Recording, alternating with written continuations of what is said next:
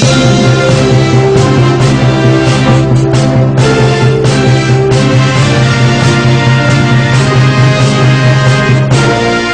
प्रभात news network, उम्मीद की नई आवाज। This program is sponsored by Ved international school Siwaya Meerut. नमस्कार, दिव्य प्रभात न्यूज नेटवर्क में आपका स्वागत है। आज की खबरों में विदेश मंत्री सुषमा स्वराज क्या बन सकती हैं पाकिस्तान की प्रधानमंत्री? ये हम नहीं, भारत की जनता के साथ साथ पाकिस्तान की जनता में भी इस तरह की उहापोह की स्थिति है। हिजाब का दिल जीत लिया। सुषमा की मदद पर भावुक होते हुए हिजाब ने सुषमा की तारीफों के पुल बांध दिए। हिजाब ने अपने एक ट्वीट में लिखा है, आपके लिए यहाँ से बेहद प्यार और आभार। काश आप हमारी प्रधानमंत्री होती तो ये देश बदल जाता। हिजाब ऑफिस यही नहीं रुकी, अपने एक और ट्वीट में हिजाब लिखती हैं, मैं आपको क्या कहूँ, सुपर वुमेन गॉड। आपकी उदारता को व्यक्त करने के लिए मेरे पास शब्द नहीं है। इसके बाद इस महिला ने सुषमा स्वराज से मदद मांगी थी। बिहार के नवनिर्वाचित मुख्यमंत्री नीतीश कुमार को कुर्सी संभालते ही 5 मुख्य नीतीश सरकार ने विधानसभा में बहुमत साबित कर दिया। एनडीए पड़े बहुमत साबित कर नीतीश ने सरकार को तो बचा लिया, लेकिन उनकी चुनौतियां यहीं खत्म नहीं होती, क्योंकि अभी भी कई ऐसी चुनौतियां हैं जिसे पार पाना उनके लिए आसान नहीं होगा। तो आइए जानते हैं उन 5 चुनौतियों के बारे में जिनसे नीतीश को 2-4 होना पड़ सकता है। नंबर 1, सुशासन के एजेंडे पर खरा उतरना। नंबर 2, राजनीतिक महत्वाकांक्षा को तिलांजलि। पीएम बनने की नीतीश की महत्वाकांक्षा किसी से छिपी नहीं है। हालांकि वे खुद इससे इनकार करते रहे हैं, लेकिन वे खुद को मोदी के टक्कर का नेता मानते थे।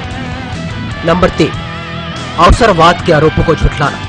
पहले बीजेपी और अब महागठबंधन छोड़कर फिर से बीजेपी के पाले में जाने से नीतीश पर अवसरवाद के आरोप लगने लगे हैं।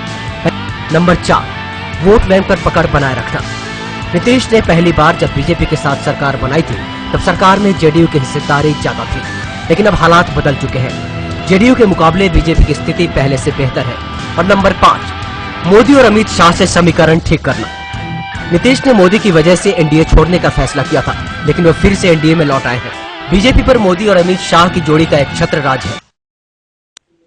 मेरठ के मवाना क्षेत्र से प्रेम प्रसंग में पड़ी प्रेमिका से पीछा छुड़ाने के लिए शादीशुदा प्रेमी ने किया प्रेमिका की हत्या। प्राचीन शिव मंदिर मोदीपुरम में रामकथा का आयोजन। रामकथा के चौथे दिन में लगातार बढ़ रही है श्रद्धालुओं की संख्या। आपको क्या वरदान चाहिए? तब पितामह भीष्म कहते हैं, सदैव देवो भगवान प्रतीक्षता कलेवरम यावदिदं हिनोम्यहम् प्रसन्न वासारुणलो जलोन्नसन् मुखाम्बुजो न्यायपतस्।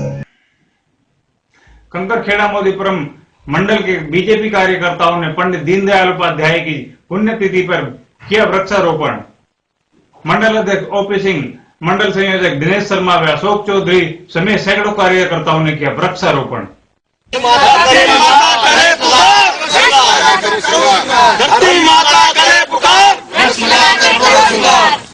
भारतीय जनता पार्टी ने पंडित दीनदयाल उपाध्याय की जन्म शती वर्ष मना रहा है।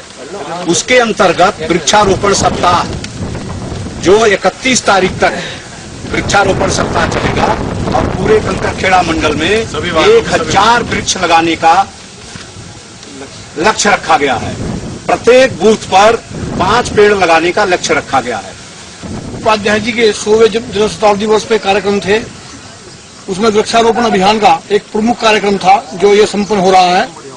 दीनदयाल उपाध्याय जी ने कहा था कि किसी भी शासन की पहचान तब है जब उसके अंतिम छोर में व्यक्ति को कुछ न कुछ मिले।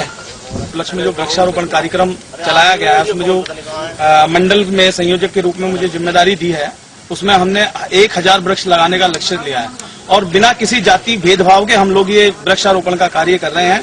अभी हिंदू शमशान घाट में वृक्षारोपण का कार्यक्रम है। इसके बाद में सोफीपुर में जो मोमडन कब्रिस्तान है उसमें भी वृक्ष लगाए जा रहे हैं।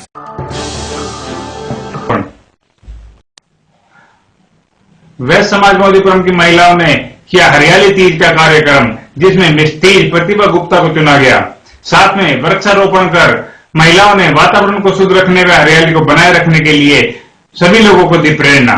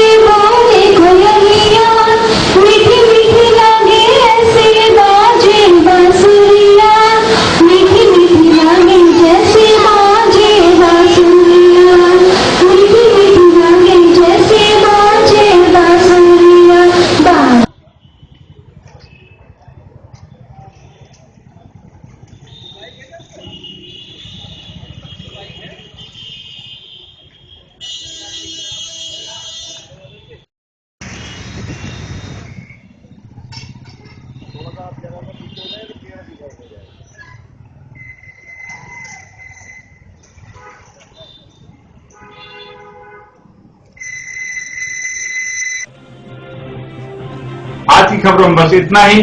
कल फिर मिलेंगे देश दुनिया मेरठ व मोरीबंद की खबरों के साथ। तब तक देखते रहिए और पढ़ते रहिए दिव्य प्रभात।